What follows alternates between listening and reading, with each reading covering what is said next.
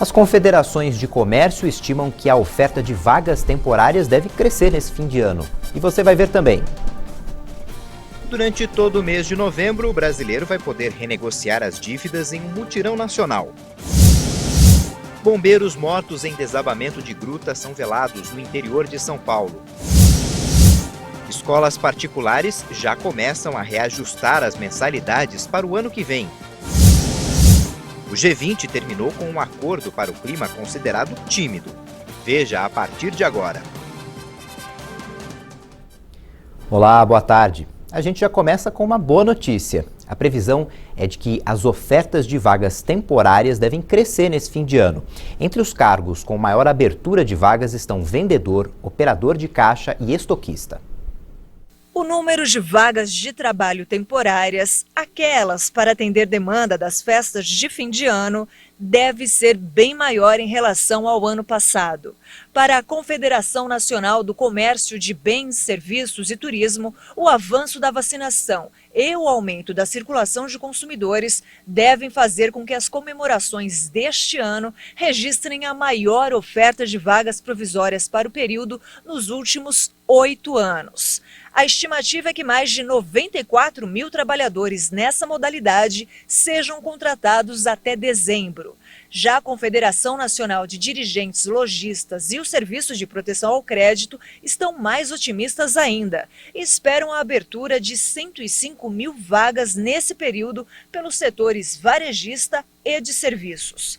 Os trabalhadores que estão desocupados podem tentar buscar essas vagas para recolocação no mercado em sites do Sistema Nacional de Emprego ou por meio de cadastros em outras plataformas que divulgam as vagas temporárias.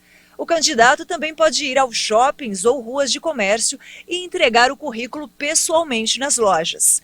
Segundo o levantamento da CNDL e SPC Brasil, a maioria das empresas prefere contratar trabalhadores de 18 a 34 anos e que tenham ao menos o nível médio completo. Boa parte das vagas não exige experiência. A partir de hoje, quem tiver dívida em atraso pode participar do Mutirão Nacional para renegociação. Durante todo o mês de novembro, quem estiver devendo a instituições financeiras pode participar do Mutirão da Negociação de Dívidas. O evento é uma iniciativa da FEBRABAN e de órgãos federais. Além de garantir ao devedor a oportunidade de quitar seu débito, o mutirão vai oferecer aos interessados orientação financeira. Para iniciar a negociação de uma dívida em atraso, o devedor deve fazer o registro na plataforma do governo federal. Depois é necessário escolher a instituição com a qual se deseja negociar e relatar o problema. O banco tem prazo de até 10 dias para analisar a solicitação e apresentar uma proposta. Para auxiliar os devedores, foi desenvolvida uma página com o passo a passo da negociação. Segundo a FEBRABAN, por meio do site é possível fazer desde o rastreio de dívidas em todo o sistema financeiro nacional, calcular o quanto do orçamento pessoal pode ser destinado ao pagamento mensal e até o envio final de propostas de acordo às instituições. Para fazer a negociação de dívidas, basta entrar no site consumidor.gov.br. E para conhecer o passo a passo da negociação, o consumidor deve acessar a plataforma mutirão.febraban.org.br. O mercado financeiro estima que a inflação oficial do país feche o ano em mais de 9%. E para 2022, a previsão é de que a elevação fique na metade dessa porcentagem. A projeção é do Boletim Focus do Banco Central e foi divulgada hoje. A alta dos juros não foi suficiente para assegurar a estimativa do mercado financeiro para o índice de preços ao consumidor amplo. Com isso, a previsão é que o patamar da inflação alcance 9,17% nesse ano. Já para o ano que vem, o indicador deve girar em torno de 4,5%. A meta de inflação fixada pelo Conselho Monetário Nacional era de até 5,25%. Na projeção dos economistas, a taxa básica de juros, a Selic, que é a principal ferramenta de controle da inflação, deve chegar a 9,25% ao ano em 2021. E para 2022, pela primeira vez, a expectativa é de que a taxa, que atualmente está em 7,75% ao ano, alcance a marca de 10,25%. Já em relação ao PIB brasileiro, que é a soma das riquezas geradas pelo país, os analistas reduziram a expectativa e em 2021 deve ser de 4,94% ao ano. Há um mês, a previsão era de crescimento de 5,04%. Para 2022, a projeção para o PIB também diminuiu. Os especialistas indicaram um crescimento de 1,20%. A Caixa Econômica liberou hoje os saques e transferências da 7ª e última parcela do auxílio emergencial para nascidos em janeiro. Esse grupo já pode movimentar o dinheiro e realizar os saques nas agências bancárias ou lotéricas. Já pensando nas aulas de 2022, escolas particulares começaram a reajustar as mensalidades. E nessa hora é preciso ficar atento aos direitos do consumidor. Assim que a pandemia se instalou no Brasil, quase tudo fechou e muita coisa migrou para o virtual, inclusive as aulas. Foi aí que muitos pais tiveram de acumular função. Mãe professora, né? Na parte da manhã, Maria Luísa até acompanhava as aulas online, mas depois... Na parte da tarde, toda a demanda ficava para mim. Tinha dias que era 8 horas da noite, ela ainda estava estudando, e aí isso começou sim a estressar. Até porque o incentivo veio só no começo da crise sanitária. A escola até por 2 meses nos concedeu um desconto de 5%, e aí depois disso tirou o desconto, continuou o preço normal. Um preço que Ângela aguentou pagar até o final de 2020. Mas quando chegou a hora de fazer a rematrícula, veio o reajuste. Tanto da mensalidade quanto do material. Na época, a alta seria de 8% em cima de R$ 1.300 de mensalidade e quase R$ 2.000 de material escolar. Aumentos previstos em contrato. O contrato sempre rege que o reajuste ele vai estar de acordo com ou equiparado à inflação. A lei permite que as escolas façam um reajuste por período anual ou semestral, dependendo da estrutura do curso, de acordo com a variação de custos. Elas têm que comprovar, quando elas forem solicitadas pelos pais, elas têm que comprovar qual foi exatamente essa variação de custos, mas elas têm esse direito de promover esse ajuste de acordo com isso, que pode ser, dentre outros índices, pode ser levado o índice oficial da inflação. Ou não. O aumento pode ser maior, levando-se em conta todas as despesas da escola, como pagamento de impostos, encargos salariais, manutenção e conservação, além do investimento no aprimoramento didático e pedagógico. Mas, por outro lado... A escola não pode cobrar despesas que são de uso comum dos alunos. Em hipótese alguma, poderá compor o valor da anualidade ou da semestralidade taxas, por exemplo, de papel higiênico, material de limpeza e outros produtos que são de uso comum de todos os alunos e da escola. Isso não pode ser repassado para um custo individual no momento de calcular o reajuste da mensalidade. Todos esses dados devem ser inseridos pela escola em uma planilha de gastos que pode ser solicitada pelas famílias. Se todas as informações ali dispostas espelharem as despesas concretas da instituição, o reajuste, seja ele qual for, estará coberto pela lei. Uma questão delicada que envolve os reajustes é o fato de que, por um lado, a escola tem direito a fazer essa variação de preço, mas, por outro, também é possível, em razão da perda do poder aquisitivo por grande parte das famílias brasileiras, que isso acaba inviabilizando a manutenção dos alunos naquela instituição. Então, existe a necessidade de que de que os gestores das escolas encontrem um meio termo para que essa recomposição dos gastos não represente uma perda de alunos, porque isso pode acabar acarretando um prejuízo talvez até maior. Para Ângela, o reajuste pesou no bolso e a família se viu obrigada a transferir a Maria Luísa da rede privada para a pública, mas não só pela questão financeira. A gente se esforça para pagar no presencial porque a gente tem a devolutiva. Agora, no online, tendo que a mãe ter que dar aula, fica inviável. Foi o que muitos pais concluíram nos últimos anos. Do total de 3,5 milhões de alunos, a rede estadual de ensino paulista conta hoje com milhares de estudantes transferidos da rede privada. Só no ano passado, mais de 16.600 estudantes pediram transferência. E neste ano, o montante contabilizado até o mês de setembro já passa de 10.500. estão solicitando vagas para vir para a nossa escola. Nossa escola está recebendo muito material, o prédio, eles valorizam e às vezes, né, porque também não estão podendo pagar as escolas privadas, né? A Ângela ficou contente com a troca. Disse que a nova escola da filha não deixa nada a desejar. Por isso, não pretende tirar Maria Luísa da instituição onde estuda. Mas mesmo que quisesse, não daria. Porque apesar da família não ter perdido renda durante a pandemia, tudo subiu. A gente não está falando nem de custo de vida luxuoso, a gente está falando do básico mesmo, do arroz, do feijão, do óleo, da carne.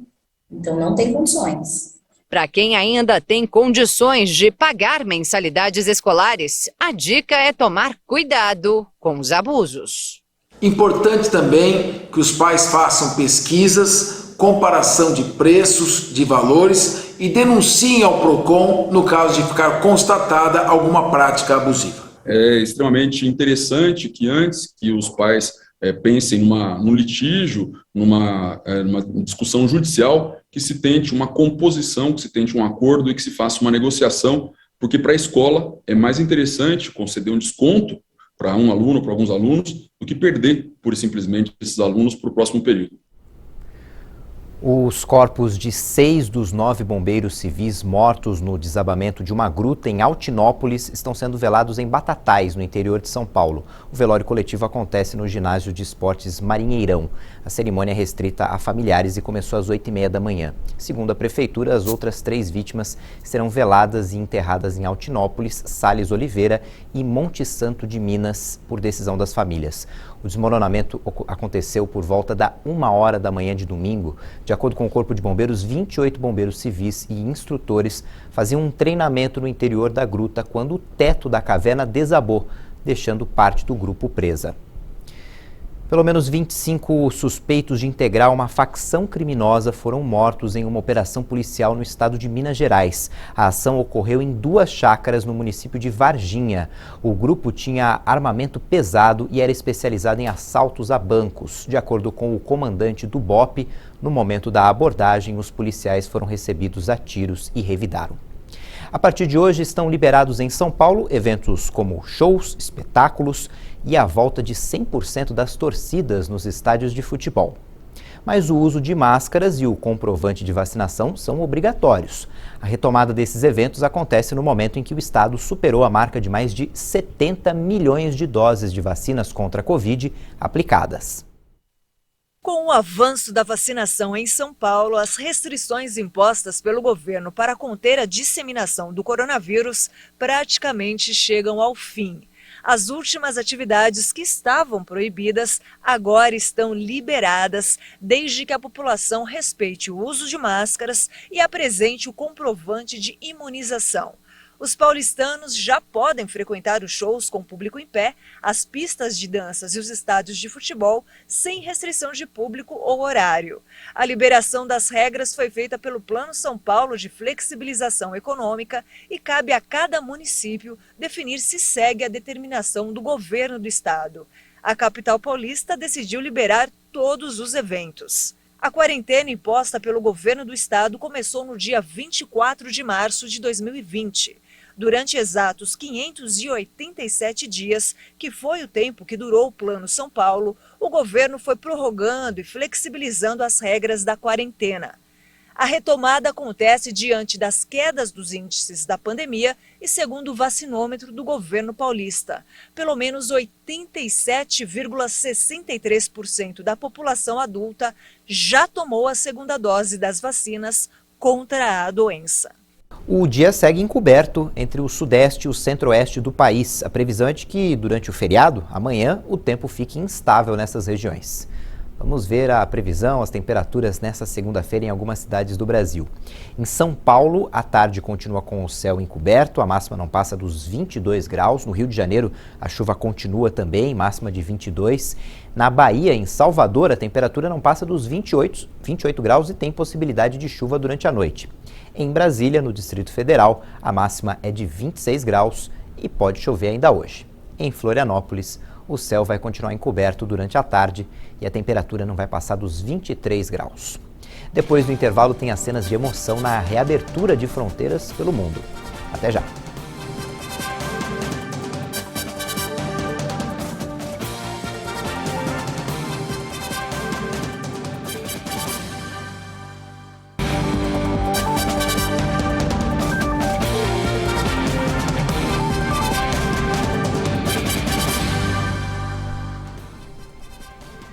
1h19 no horário de Brasília. O encontro de líderes do G20 alcançou um acordo tímido sobre o clima. O grupo se comprometeu a limitar o aquecimento global a 1,5 graus Celsius em relação à temperatura do século XVIII e também a reduzir o uso do carvão. O encontro na Itália foi encerrado ontem. A reunião do G20 em 2024 será realizada no Brasil. Já começou na Escócia a Conferência da ONU sobre as Mudanças Climáticas. A COP26 segue até o dia 12 e é considerada decisiva para limitar o aquecimento do planeta. A Organização Meteorológica Mundial informou que os 7 anos entre 2015 e 2021 foram provavelmente os mais quentes já registrados. O Brasil é representado pelo ministro do Meio Ambiente, Joaquim Leite. Outubro foi o mês com menos mortes por Covid-19 no país nos últimos 18 meses. Foram 11.075 vítimas da doença. O balanço divulgado pelo Ministério da Saúde somou mais 130 óbitos por Covid de um dia para o outro. O total chegou a 607.824 vítimas da doença. Também foram confirmados mais 6.761 novos diagnósticos para o coronavírus em 24 horas. Esse dado eleva para mais de 21.810.000 o número de casos da doença. A média de mortes por Covid no país está em 311 óbitos por dia. Ficou abaixo de 400 pelo 20º dia seguido. Com uma redução de 4% em relação a 2 semanas, a curva apresenta tendência de estabilidade. A média móvel de casos, que está em 11.584 registros diários, voltou a apresentar tendência de alta, com variação de 18% em relação a 2 semanas atrás. Os números não indicavam cenário de aumento há um mês, desde 28 de setembro. No mapa que apresenta a variação da doença por regiões, 4 estados apontaram alta nos óbitos pela Covid: Paraíba, Pernambuco, Rio Grande do Norte e São Paulo. Já em estabilidade estão 10 unidades da federação e 10 estados apresentaram queda nas mortes: Acre, Alagoas, Amapá, Amazonas, Ceará, Goiás, Mato Grosso, Pará, Piauí e Sergipe. 3 estados não atualizaram os dados: Mato Grosso do Sul, Roraima e Tocantins. Ao todo, cerca de 279 milhões de doses de vacinas contra a Covid foram aplicadas no país. Segundo o Ministério da Saúde e as secretarias estaduais de saúde, já são mais de 154 milhões e 750 mil brasileiros que tomaram a primeira dose da vacina, 72,5% da população. Mais de 116 milhões tomaram a segunda dose ou dose única, o que dá 54,4% dos brasileiros. A dose de reforço já foi aplicada em mais de 8 milhões, quase 8 milhões e 800 mil pessoas, ou 4,1% da população. Turistas que desembarcaram nos aeroportos da Austrália e de Israel protagonizaram cenas de emoção depois da reabertura das fronteiras. Já a Disneylândia de Xangai foi fechada por causa de um caso do novo coronavírus. A Disneylândia de Xangai foi fechada por causa da detecção de um único caso do novo coronavírus. Dezenas de milhares de visitantes do parque foram obrigados a fazer um teste de Covid-19 antes de partir, enquanto Pequim reduz sua estratégia de zero Covid na preparação para as Olimpíadas de Inverno do ano que vem. A China reduziu a maioria das infecções locais durante a pandemia da Covid-19, mas um pequeno surto recentemente pôs em xeque a determinação de Pequim de eliminar o novo coronavírus. A decisão veio no mesmo dia em que outros países se abrem para turistas. Os viajantes que chegaram ao aeroporto de Sydney protagonizaram cenas de emoção conforme os primeiros voos chegaram após a reabertura da fronteira internacional. Preciso encontrar minha filha, quero dar um abraço nela. A Austrália foi reaberta na segunda, quase 600 dias após o início da pandemia.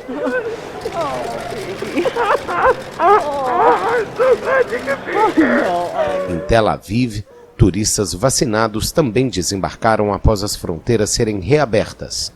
A medida veio após Israel iniciar uma campanha por doses de reforço e tendo sucesso na redução de infecções. Na China, novos surtos de Covid-19 foram registrados em mais de uma dúzia de províncias nas últimas semanas. O país asiático contabilizou 92 novos casos da doença nesta segunda-feira, o maior número desde meados de setembro. No Sudão, milhares de pessoas protestaram contra o golpe de Estado no país. A repressão já deixou pelo menos 11 mortos e dezenas de feridos. O protesto, realizado na capital e em outras cidades do país africano, foi marcado por palavras de ordem contra o exército. Um sindicato de médicos informou que pelo menos 2 manifestantes foram mortos pelas forças de segurança. A resposta do exército será observada por todo o mundo, alertou uma autoridade dos Estados Unidos. Apesar dos mortos e mais de 170 feridos pela repressão desde o golpe, o risco de um novo banho de sangue neste país dizimado por conflitos não abalou a determinação dos manifestantes. Em uma nação governada quase sem interrupção pelos militares em seus 65 anos de independência, a rua decidiu enfrentar o general Burhan, que dissolveu as instituições do governo de transição e prendeu a maioria dos líderes civis. Essa edição fica por aqui, mas no YouTube você pode rever nossas reportagens e daqui a pouco a Juliana Dariva traz outras informações. Tchau, boa tarde.